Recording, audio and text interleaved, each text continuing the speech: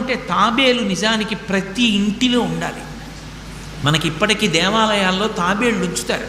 ప్రతి దేవాలయంలో తాబేలు ఉంటుంది. పూర్వం ప్రతి నూతిలో ఒక తాబేలు నుంచేవారు. ఎందుకు తాబేటిని ఉంచుతారో తెలుసా? తాబేటి యొక్క దర్శనము మంగళ దర్శనం. తాబేటి వంక చూస్తే మంగళం. అందుకే ఇంట్లో కనీసం తాబేలు బొమ్మ అట్టి ఉంచుకుంటారు. ఉంచుకుని ఒకసారి ప్రయత్నపూర్వకంగా దాని వంక చూస్తారు. ఎందుకు తాబేలు ఇంట్లో ఉంచుకోవాలి అంటే దాంట్లో ఒక రహస్యం ఉంది. దీక్ష అని ఒక మాట. దీక్ష అన్న మాట దేనికి అన్వయం అవుతుంది అంటే యజ్ఞానికి అన్వయం అవుతుంది. యజ్ఞం చేసేటటువంటి వాడు దీక్ష స్వీకరిస్తాడు. దీక్షా స్వీకారం చేశాడు అంటే ఇంటి లోపలికి మళ్ళీ వెళ్ళరు. ఇక పూర్తయిన తర్వాతే ఇంట్లోకి వెడతారు. ఇల్లు విడిచిపెట్టి బయటికి వచ్చేసి దీక్షావస్త్రాలు కట్టుకొని మేళతాళాలతో యాగశాల ప్రవేశం చేస్తారు.